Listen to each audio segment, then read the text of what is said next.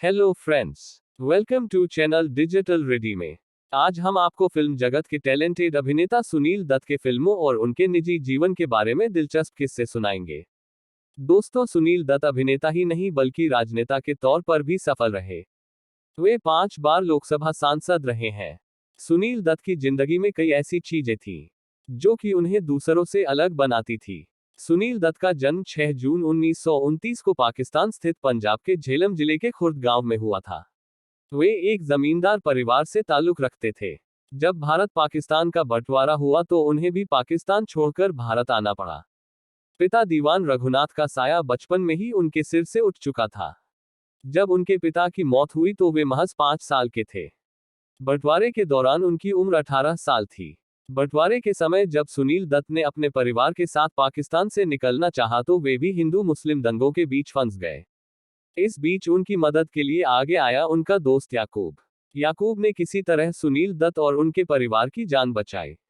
पाकिस्तान से आने के बाद उन्होंने तब के पंजाब में यमुनानगर के मंडोली में शरण ली, जो कि अभी हरियाणा में पड़ता है। यहाँ कुछ समय बिताने के बाद वे और उनका पूरा परिवार लखनऊ शिफ्ट हो गया। यहाँ की अमीनाबाद गली में उन्होंने कुछ साल गुजारे। अपनी ग्रेजुएशन पूरी की। अमीनाबाद के बाद वो मुंबई आ गए। मुंबई में काला घोड़ा में नौसेना की एक बिल्डिंग में उन्हें रहने के लिए एक कमरा मिला। इस शहर में रहकर उन्होंने अपनी पोस्ट ग्रेजुएशन की पढ़ाई पूरी की और फिर यहीं बस गए। पोस्ट ग्रेजुएशन के साथ साथ उन्होंने एक ट्रांसपोर्ट कंपनी में बस कंडक्टर का काम भी किया। इसके बाद उन्हें रेडियो सीलोन में नौकरी मिली, जहां पर वे फिल्मी सितारों का इंटरव्यू लिया करते थे। उस नौकरी में सुनील दत्त को 25 रुपये महीना मिलता था। सुनील कॉलेज में थिएटर से जुड़े हुए थे। एक बार कॉलेज थिएटर का प्ले देखने रेडियो के प्रोग्रामिंग हेड पहुंचे थे। यहां उन्होंने सुनील दत्त को देखा और उनकी आवाज सुनकर उनके कायल हो गए। प्रोग्रामिंग हेड ने तुरंत ही सुनील दत्त को जॉब ऑफर की और जिसे उन्होंने स्वीकार कर लिया। सुनील दत्त ने बड़े बड़े कलाकारों का इंटरव्यू लेना शुरू किया और यहीं से वे अनऑफिशियली फिल्मी दुनिया से जुड़ गए। इस दौरान ही सुनील दत्त की मुलाकात नरगिस से हुई। हालांकि उस समय दोनों नहीं जानते थे कि भविष्य में वे पति पत्नी बन जाएंगे। एक कामयाब रेडियो जॉकी बनने के बाद अब सुनील दत्त कुछ नया करने की तलाश में थे। इसी बीच उन्होंने फिल्मों में काम करने का ऑफर मिला।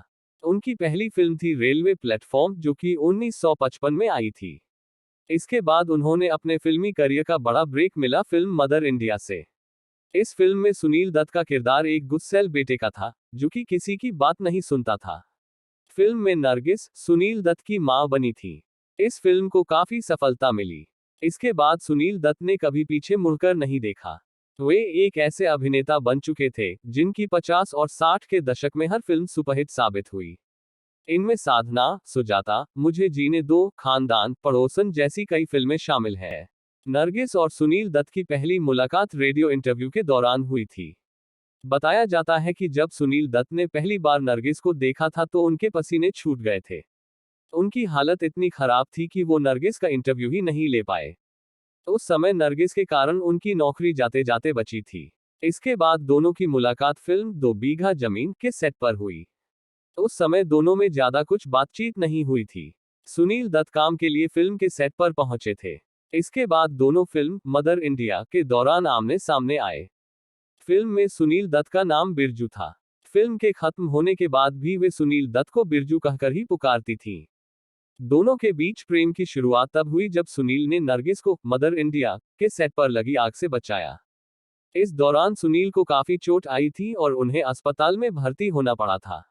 नरगिस रोज उनसे मिलने के लिए अस्पताल जाया करती थी।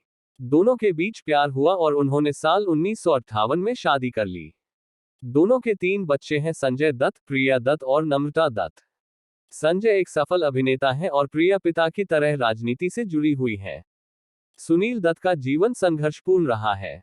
नरगिस को कैंसर था। उनकी पत्नी नरगिस का कैंसर की बीमारी से निधन हो गया था। उन्होंने अपनी पत्नी नरगिस की याद में कैंसर पीड़ित रोगियों के इलाज के लिए नरगिस दत्त फाउंडेशन की स्थापना की। उनके बेटे संजय दत्त को उस समय भयंकर ड्रग की लत थी। पत्नी, बेटा और अपनी करियर के बीच सुनील दत्त को काफी संघर्ष करना पड़ा था। इन दोनों ही चीजों ने उन्हें काफी लाचार बना दिया था। वे काफी दुखी भी रहते थे, लेकिन उन्होंने कभी भी हार नहीं मानी। आशा करते हैं हमारे द्वारा दी गई जानकारी आपको अच्छी लगी होगी। यदि जानकारी अच्छी लगी हो तो कमेंट करके हमें जरूर बताएं और वीडियो को लाइक और शेयर करना ना भूलें। धन्यवाद।